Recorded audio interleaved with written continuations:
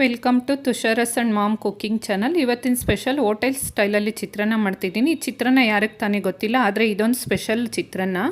ಬೇಕಾಗಿರುವ ಇಂಗ್ರೀಡಿಯೆಂಟ್ಸು: ಸಾಸಿವೆ 1/4 table spoon ತೊಗೊಂಡಿದ್ದೀನಿ. 5ರಿಂದ 7 ಹಸಿಮೆಣಸಿನಕಾಯಿ ಉದ್ದಕ್ಕೆ ಕಟ್ ಮಾಡಿ ಇಟ್ಕೊಂಡಿದ್ದೀನಿ. 2 ಮೀಡಿಯಮ್ ಸೈಜು ಈರುಳ್ಳಿನ ಸಣ್ಣದಾಗಿ ಹಚ್ಚಿಟ್ಕೊಂಡಿದ್ದೀನಿ.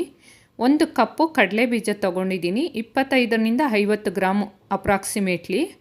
ಓಮ್ ಮೇಡ್ ಅರಿಶಿಣ ಪುಡಿ ತೊಗೊಂಡಿದ್ದೀನಿ. ಸ್ವಲ್ಪ ಕಲ್ಲರು ಕಡಿಮೆ ಇರುತ್ತೆ ಓಮ್ ಮೇಡ್ ಅರಿಶಿಣ ಪುಡಿ.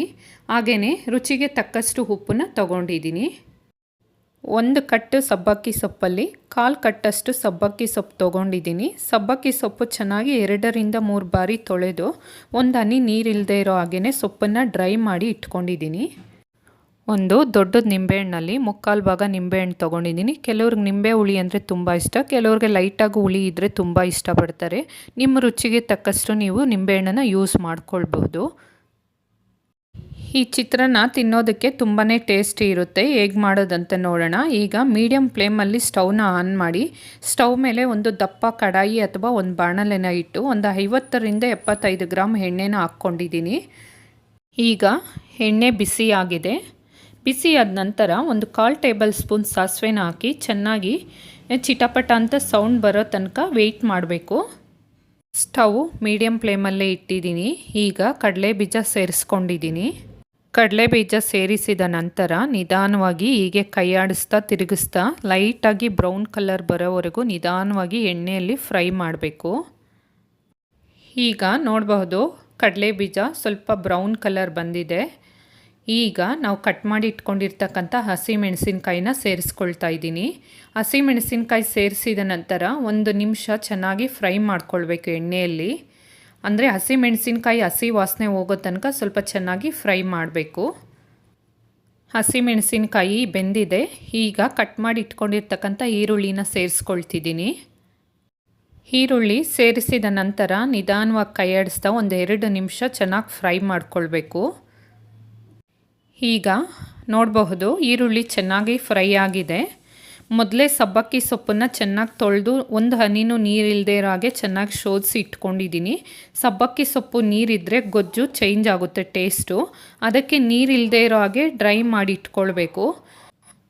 ಸಬ್ಬಕ್ಕಿ ಸೊಪ್ಪು ಸೇರಿಸಿದ ನಂತರ ಹೀಗೆ ಕೈ ಆಡಿಸ್ತಾ ಮೀಡಿಯಮ್ ಫ್ಲೇಮಲ್ಲಿ ನಿಧಾನವಾಗಿ ಬೇಯಿಸ್ಕೊಳ್ಬೇಕು. ನಂತರ ಪ್ಲೇಟ್ನ ಕ್ಲೋಸ್ ಮಾಡಿ ಒಂದು 30 ಸೆಕೆಂಡ್ ಬೇಯಿಸಿದ ನಂತರ ಹೀಗೆ ಕೈ ಆಡಿಸುತ್ತಾ ನಂತರ ಮತ್ತೆ ಪ್ಲೇಟ್ನ ಕ್ಲೋಸ್ ಮಾಡಿ 1 ನಿಮಿಷ ಬೇಯಿಸ್ಕೊಳ್ಬೇಕು. ಹೀಗೆ ನಿಧಾನವಾಗಿ ಮಿಕ್ಸ್ ಮಾಡ್ತಾ ಮತ್ತೆ ಪ್ಲೇಟ್ನ ಕ್ಲೋಸ್ ಮಾಡಿ ಮತ್ತೆ ಬೇಯಿಸ್ಕೊಳ್ಬೇಕು. ಯಾಕೆ ಅಂದರೆ ಸಬ್ಬಕ್ಕಿ ಸೊಪ್ಪಲ್ಲಿರ್ತಕ್ಕಂಥ ಹಸಿ ವಾಸನೆ ಹೋಗಬೇಕು ಅನ್ನೋ ತನಕ ನಾವು ಬೇಯಿಸ್ಕೊಳ್ಬೇಕು. ಸೊಪ್ಪನ್ನು ಬೇಯಿಸ್ಕೊಳ್ಬೇಕಾದ್ರೆ ಸೊಪ್ಪಲ್ಲಿರ್ತಕ್ಕಂಥ ನೀರು ಸಹ ಬಿಟ್ಕೊಂಡಿರುತ್ತೆ. ಆ ನೀರೆಲ್ಲ ಇಂಗಿ ಎಣ್ಣೆ ಅಂಶ ಹೊರಗಡೆ ಬಿಟ್ಕೊಳೋ ತನಕ ನಾವು ಫ್ರೈ ಮಾಡ್ಕೊಳ್ಬೇಕು. ಈಗ ನೋಡ್ಬೋದು, ಗೊಜ್ಜಲ್ಲಿ ಎಣ್ಣೆ ಹೊರಗಡೆ ಬಿಟ್ಕೊಂಡಿದೆ. ಈಗ ನಾವು ತೊಗೊಂಡಿರ್ತಕ್ಕಂಥ ಅರಿಶಿನ ಪುಡಿನ ಸೇರಿಸ್ಕೊಳ್ತಿದ್ದೀನಿ. ಹಾಗೆಯೇ ರುಚಿಗೆ ತಕ್ಕಷ್ಟು ಉಪ್ಪನ್ನು ಸೇರಿಸ್ಕೊಂಡು ಹಾಗೆ ನಿಂಬೆಹಣ್ಣು ಹುಳಿನ ಸೇರಿಸ್ಕೊಳ್ತಿದ್ದೀನಿ. ನಿಂಬೆ ಹುಳಿ ಸೇರಿಸ್ಕೊಂಡ ನಂತರ ಒಂದು 30 ಸೆಕೆಂಡು ಕೈ ಆಡಿಸ್ತಾ ನಿಧಾನವಾಗಿ ಗೊಜ್ಜನ್ನ ಫ್ರೈ ಮಾಡ್ಕೊಳ್ಬೇಕು. ಈಗ ಸ್ಟವ್ನ ಆಫ್ ಮಾಡ್ಕೊಳ್ಳಿ. ಈಗ ನೋಡಬಹುದು, ರುಚಿಯಾದ ಸಬ್ಬಕ್ಕಿ ಚಿತ್ರಾನ್ನ ಗೊಜ್ಜು ರೆಡಿ ಆಗಿದೆ. ಸೇಮ್ ಹೋಟೆಲ್ ಸ್ಟೈಲಲ್ಲಿ ಚಿತ್ರಾನ್ನ ಹೇಗಿರುತ್ತೋ ಹಾಗೇ ಇರುತ್ತೆ. ರಾತ್ರಿ ಅಥವಾ ಬೆಳಗ್ಗೆ ಉಳಿದಿರ್ತಕ್ಕಂಥ ಅನ್ನದ ಜೊತೆ ಮಿಕ್ಸ್ ಮಾಡಿ ತಿಂದರೆ ತುಂಬ ಚೆನ್ನಾಗಿ ಟೇಸ್ಟ್ ಇರುತ್ತೆ. ನಾನಿಲ್ಲಿ ಬೆಳಗ್ಗೆ ಉಳಿದಿರ್ತಕ್ಕಂಥ ತಂಗ್ಳನ್ನನ ತೊಗೊಂಡಿದ್ದೀನಿ. ಬಿಸಿ ಅನ್ನಕ್ಕೆ ಅನ್ನದ ಕೈಯಿಂದ ಮಿಕ್ಸ್ ಮಾಡಿದರೆ ತುಂಬ ಚೆನ್ನಾಗಿ ಮಿಕ್ಸ್ ಆಗುತ್ತೆ.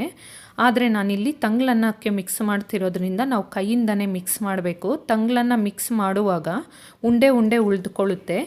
ಅದಕ್ಕೆ ನಾನು ಕೈಯಿಂದ ಮಿಕ್ಸ್ ಮಾಡ್ತಿದ್ದೀನಿ. ತುಂಬ ಟೇಸ್ಟಿಯಾದ ಕಲರ್ಫುಲ್ ಚಿತ್ರಾನ್ನ ರೆಡಿ ಆಗಿದೆ.